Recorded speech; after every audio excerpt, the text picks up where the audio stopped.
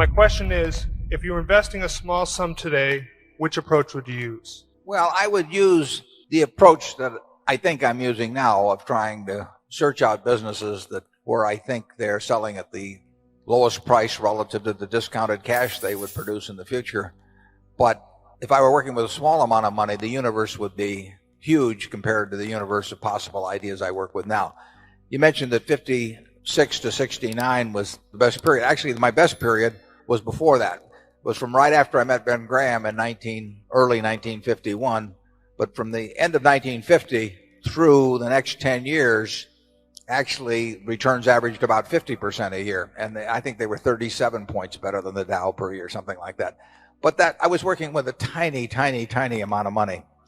And so I would pour through volumes of businesses, and I would find one or two that I could put $10,000 into or $15,000 into that were just ridiculous. They were ridiculously cheap. And obviously, as the money increased, the universe of possible ideas started shrinking dramatically.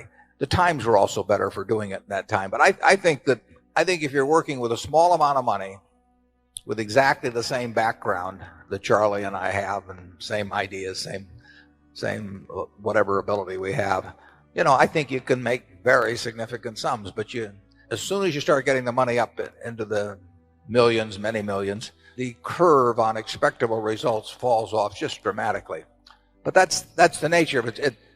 You've got to, when you get up to things you can put millions of dollars into, you've got a lot of competition looking at that, and they're not looking as I did when I started. When I started, I went through the pages of the manuals page by page. I mean, I probably went through 20,000 pages in the Moody's Industrial, Transportation, Banks, and Finance manuals, and I did it twice.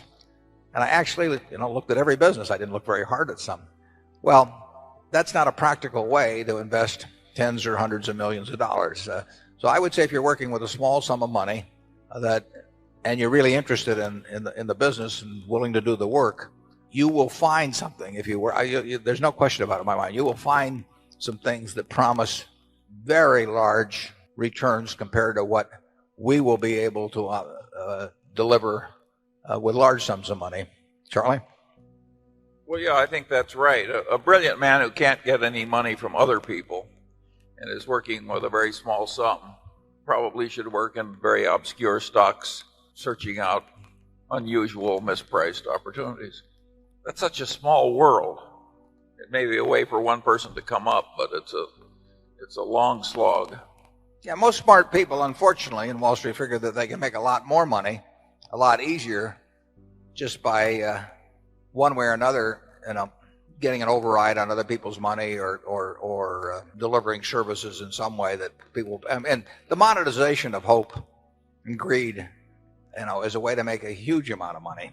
And right now, it's just take hedge funds. I mean, I've had calls from a couple of friends in the last month that don't know anything about investing money. They've been unsuccessful and everything else. And, one of them called me the other day and said, well, I'm forming a small hedge fund, 125 million he was talking about. Like the thought that since it was only 125 million, maybe we ought to put in 10 million or something of the sort.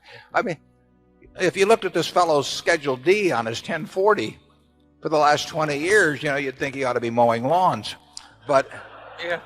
But he may get his 125 million. I mean, and it's just astounding to me how willing people are during a bull market just to toss money around because they think it's easy. And of course that's what they felt about internet stocks a few years ago. They'll think about something else next year too. But the biggest money made, in Wall Street in recent years has not been made by great performance, but it's been made by great promotion, basically.